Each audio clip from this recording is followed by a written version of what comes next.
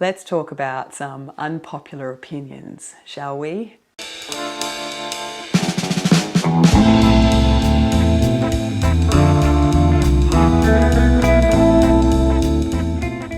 Welcome back, everybody.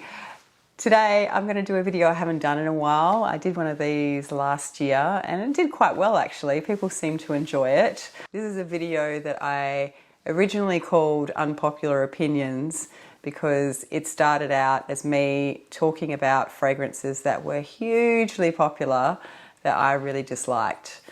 And I guess there might be some of those in here, although it might be more appropriate to call this video fragrances I didn't gel with or something, because I don't know if there's that many fragrances in this list today that was super hyped, that everybody loved, and that I felt like the odd one out not liking it. But I'm just going to go with the same title anyway, because that's what I called it the first time round.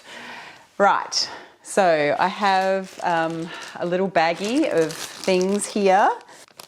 Oh yeah, I'd forgotten about that one. Okay, all right, well, let's get started. I'm going to start with one that I have a full bottle of. Why do I have a full bottle of something that I don't like?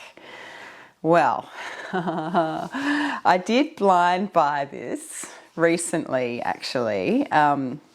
This one is an unpopular opinion, I think, because I think most people quite like this fragrance, or it has been hyped up quite a bit. Maybe it's not an unpopular opinion. I don't feel like I'm the odd one out, because when I talked about this on Instagram the other day, I did have quite a few people saying, oh yeah, I didn't really get along with it either, or I was disappointed with it. This is L'Imperatrice No. 3 by Dolce&Gabbana.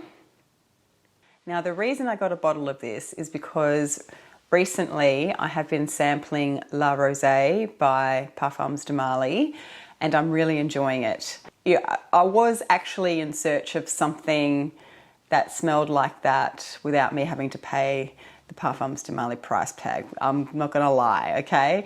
I'm on a budget now, I'm trying to save the pennies, and as beautiful as La Rosée is, I don't know if it's that unique. I mean, I feel like there must be another fragrance out there that smells like that. But I have yet to find one that sort of fills that gap for me. Although Blouse sort of comes pretty close, but Blouse is very green and musky, and I've talked about that. This is not about Blouse. This is about L'Imperatrice No. 3 by Dolce & Gabbana. So I had found this post on a Facebook group or something where they'd talked about this, and in a comment section somewhere, and somebody had said if you had La Rosée you didn't, or if you had this you didn't need La Rosée because they were very similar. And all these people chimed in and went, oh yeah, I agree with that, yeah, totally. They didn't say they were exactly the same, but they just sort of said, you know, you don't need to spend the money on La Rosée if you've got this, because they're similar enough. And then I found a bottle of this going for 50 bucks on a local Facebook group, and it's, you know, almost a full bottle. So I thought, perfect. Well, even if it didn't smell like La Rosée, if it smelled similar to La Rosée, then chances are I would still like it. And we are coming into Australian summer, so it's going to get hot. Everyone talked about how fantastic this is in the hot weather, and I went, okay, I'm just going to do it. I'm just going to blind buy it, because if I wanted to get a sample of this, it would have cost me about 15, 20 bucks anyway with postage. And I thought, well, for that, I may as well just get the 50, spend the 50 and get the full bottle. Yeah, I don't love this. As you've probably gathered, because it's in an Unpopular Opinions video. So the main thing about this is that it's meant to be a watermelon-y kind of fragrance, and I do get watermelon from it, or a melony kind of note from it. It's very fruity, and it's not very rosy, although that's okay in itself, because La Rosée itself is not actually that rosy. But I just don't get along with this. There is a sweetness in here that is sickening to me. I don't even mind the melony notes that much. And if it stayed if it wore on my skin how it kind of smells out of the bottle right now, I'd probably, you know, not hate it. I don't hate it anyway, but I would probably be able to wear it at least.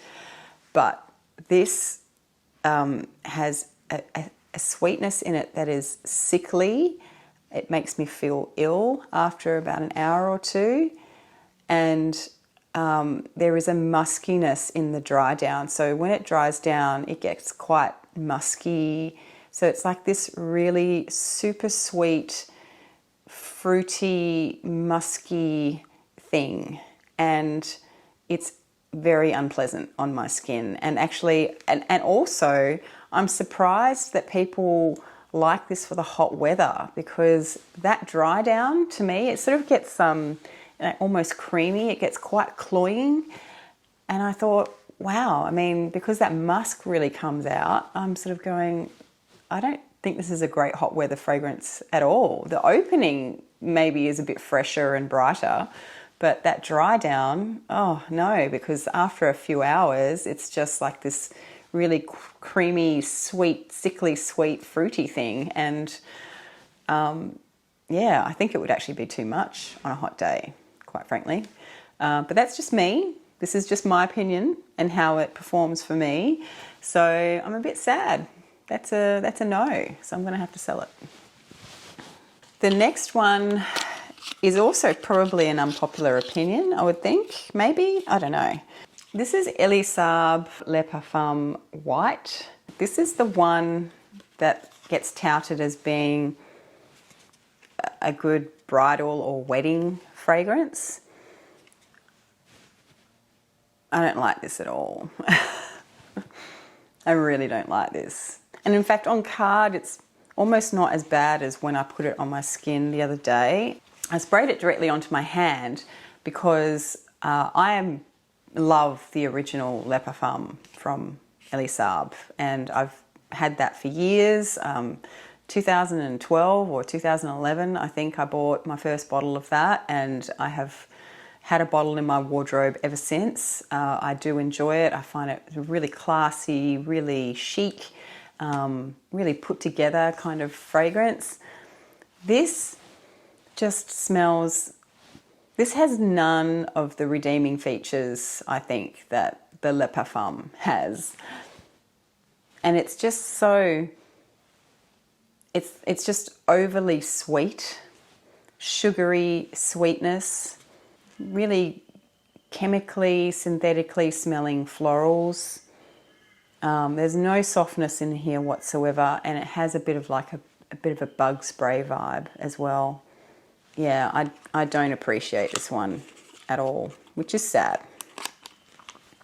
Because I would have thought, I don't know what I expected from this. I think something that was touted as being a bridal fragrance, I guess I would have thought would be a bit softer, not quite so sharp and screechy as this one. I was kind of hoping to get that beautiful, chic, put together element of Le Parfum with maybe, excuse me, a little bit more sophisticated white floral thrown in there.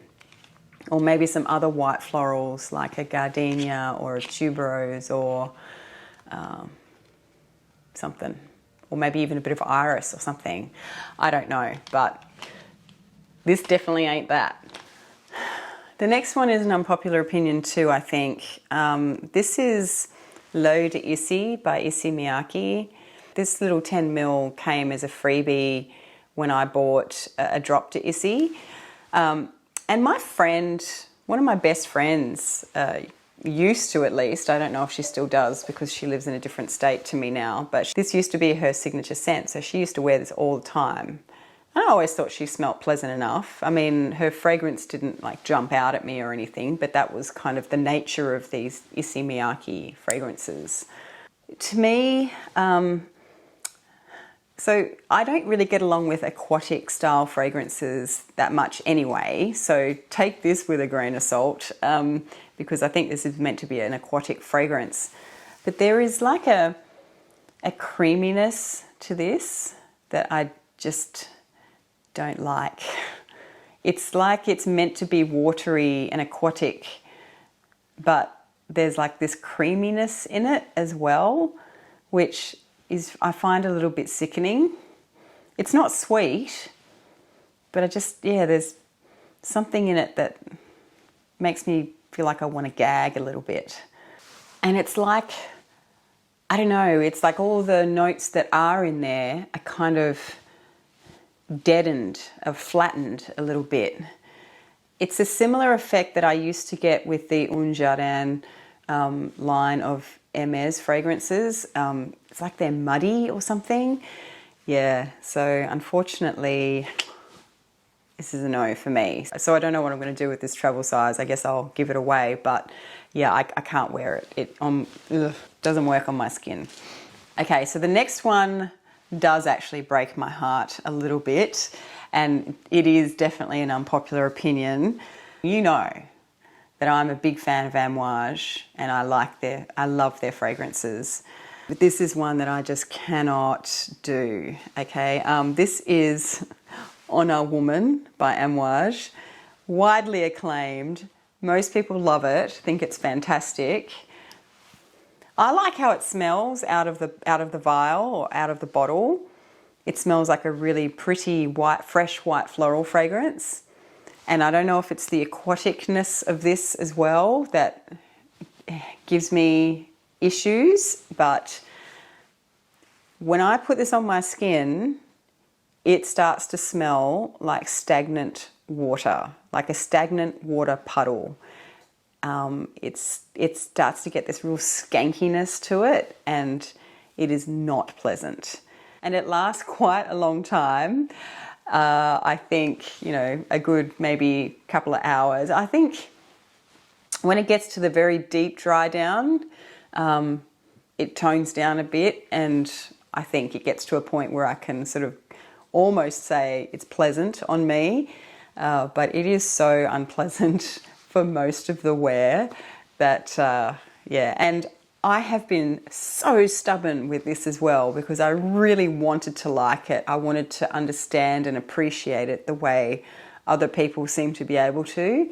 And so I have really tried to wear this. I've tried wearing it many, many times over different months, different times of the day, different times of the month, you name it. I've tried many, many times to wear this fragrance. I have quite a few, and I always seem to be given samples of this every time I order a perfume and they throw in samples. If there's an Amouage sample in there, chances are it's going to be freaking Honor, and I just don't like this fragrance. I tried. I really, really tried. There are elements of it that I do enjoy, obviously the white florals. I did have a friend say that she had a similar experience and she called it toilet water. To me, it smells like a skanky, stagnant pool of water. No.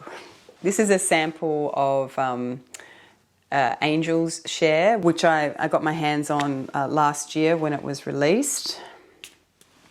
And everyone was talking about it and saying how great it was, and it was this great boozy, I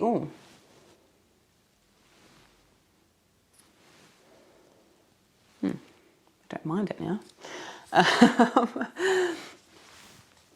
No, it's not for me.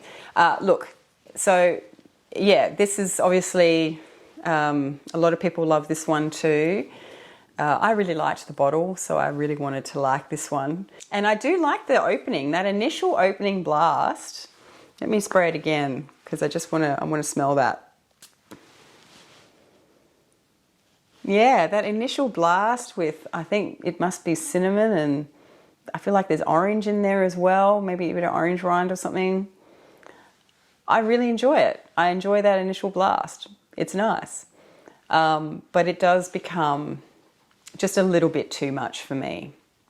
The same could be said about Italica by Xerjoff, although I know that's not as widely loved as this one, because a lot of people, even gourmand lovers, are sort of, well, that's too much.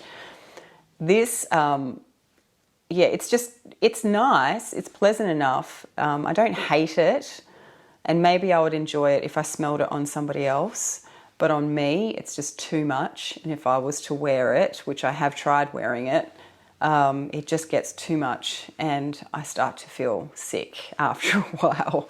So I think just that booziness with the gourmand elements, it's just, yeah. I feel like I've overdone it at Christmas dinner, and I've just had too much brandy, too much rich food, too much pudding. And if that feeling had a smell, it would be this. So, in a way it's kind of pleasant and it's kind of very satisfying, but it's just too much and it would make me feel ill. So a little bit sad about that, because there are lots of elements of this that I do enjoy. Sorry, I'm trying to suppress my coughing whilst talking. Yeah, there are elements of this that I do enjoy, but I can't wear it, sadly. Maybe Matt would like it. If I could get Matt to wear it, then I could just enjoy the boozy elements rolling off him, or I could just hand him a glass of whiskey. But this next sample is one that somebody sent me, and I remember having a conversation with them about, I think they asked me if I wanted to try this, and I said, oh yeah, I do, because so many people say this is really, really great. So I decided to get a sample of it. This is Mandarina Corsica by L'Artisan Parfumeur. So it was when I was going through my L'Artisan Parfumeur obsession phase. This just didn't smell how I expected it to smell. I do get mandarin, and I do enjoy, actually I quite enjoy it on the strip, to be honest. But when I got this, I didn't bother with the strip. I just sprayed it straight on my arm because of, what I'd heard about it.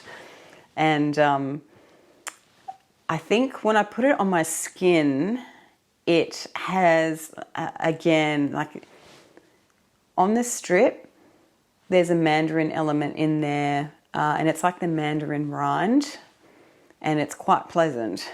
But yeah, there are some gourmand elements in here, and I think there's like this creaminess about it, which again just ruins it for me, because that creamy, creamsicle kind of thing really makes me feel quite ill if I wear it on my skin, because yeah, it's just sitting there the whole time and I just get over it really quickly, and consequently I then just start to feel sick.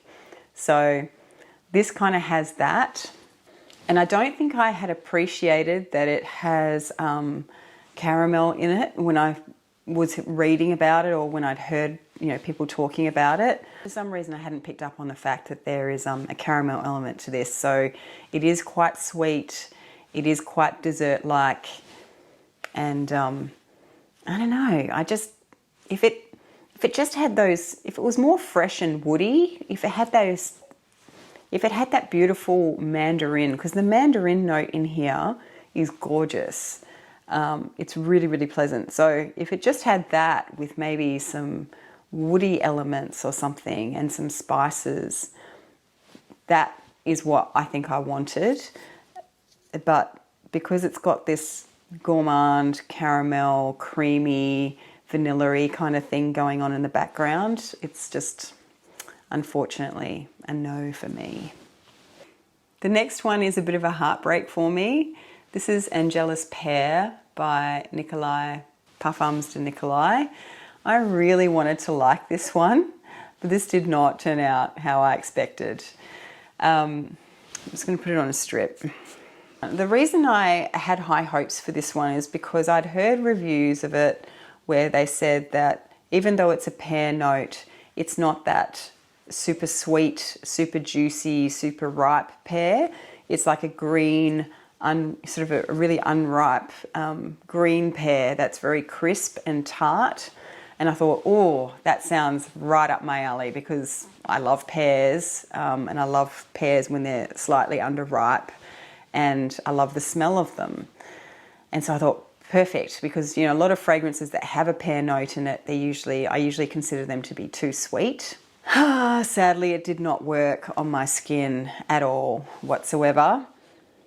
So what happens on my skin when I spray this on me, this opens with a really crisp, fresh, bright, sweet pear. So it's not super sweet, but there is some sweetness to it. but it's just that really green,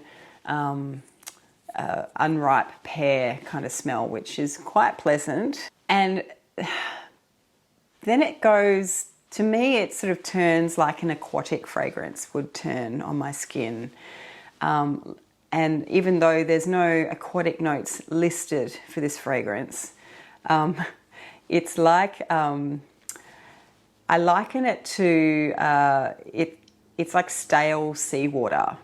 So it has that kind of hint of a memory of it being really fresh and refreshing and crisp and a little bit salty and clean. But, you know, it's been, somebody's collected this seawater in a jar and it's been sitting in a jar for too long and it's just gone stale and a little bit stagnant. And so it just sort of has that distant memory of it being really fresh and crisp and, you know, pleasant. Whereas now it's just stale and it's like a muddy marine smell and it physically makes me feel ill. And I remember the day that I wore it, I sort of tried to put up with it and see if it passed, and it didn't. So after a few hours, I ended up trying to scrub it off, and I was 95% successful probably with getting it scrubbed off, but it was still there and it actually projected pretty well. So I ended up, in order to try and drown it out, I ended up spraying, I think, Portrayal Woman over the top just to like drown it out. And I don't know if that was successful or not. So all in all, I think this is probably just how this performs on my skin, because I know a lot of people really enjoy this fragrance. It obviously just doesn't react with my skin very well. And I do get hints, you know, I do recognize that there are elements of this that I do enjoy, particularly in that opening. I do get elements of that really crisp, fresh pear that's almost photorealistic, but they're fleeting, those glimpses. And, you know, once those sort of muddy, seawatery, aquatic notes start to creep in, it's very, very unpleasant. So, and you can see I've barely even touched the sample. I've literally only sprayed it a few times. And that was enough, because this is quite strong. It projects quite a lot. And when I had it on my skin, that's all I could smell, unfortunately. But that's always the way when it's something that you don't like the smell of, I think. You always notice it more. So anyway, that was Angela's Pear. So I really only have one more. This is, I don't even know how to say it, L'Envol de Cartier by Cartier. And it's just a decant. And I'll spray it, but I don't know if I need to spray it to remember what it smells like. Oh God, I don't even need to spray. I can smell it straight out of the... Yeah, I'm just going to jump straight in. This smells like Aerogard to me. That's all I can get is bug spray. I don't know if do you have Aerogard overseas, or is that an Australian thing? I'm pretty sure you get Aerogard overseas. So I'll spritz it on a strip and see if I can pick up anything else, because telling you it smells like Aerogard maybe isn't that helpful. Okay, so I guess on this strip, once you spray it and let it sit for a few seconds, that really harsh, biting bug spray Aerogard kind of thing does start to tone down a little bit. And there is, what is that? Is that iris? I don't know, it's kind of like a powdery floral. I feel like it's kind of woodsy as well, but I don't know if that's just because in my mind when I smell things, and if it smells a little bit bug sprayish, that I just assume there's some kind of wood in there that's doing that. Sometimes sandalwood fragrances can do that to me, you know. In fact, it's sort of like, for me, a mix between bug spray or Aerogard and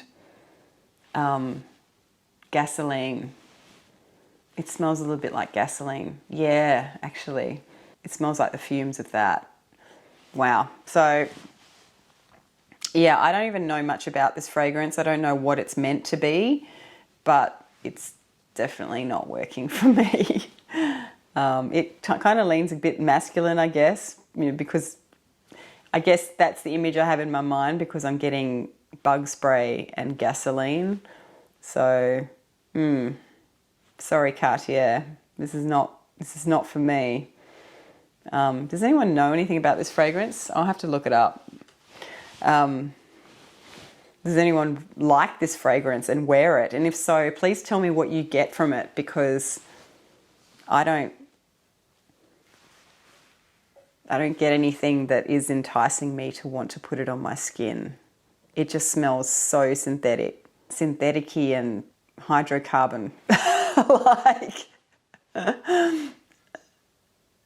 Yeah, anyway. So they were my fails, you know, my most failed fails. There is lots of fragrances that I sample that I don't talk about in these videos, but these are the ones that I probably had the most adverse reaction to, or they're ones that I didn't like, but I know that they're kind of widely loved. So please do share in the comments if you have been trying anything that really you didn't get along with, whether they're things that are popular that you didn't get along with, or whether, you know, you just have a funny anecdote about, you know, what it smelled like on you, or the situation that you might have found yourself in if it smelled really bad. So yeah, please do share. I always appreciate those stories and those comments. And then sometimes it is nice to know that even if you're in the minority of not liking something, that you're not alone, and that you're not just completely out on a limb flapping around in the breeze by yourself. So anyway, I hope you enjoyed that. If you did, please do give it a thumbs up, and I'll see you in the next one. Bye.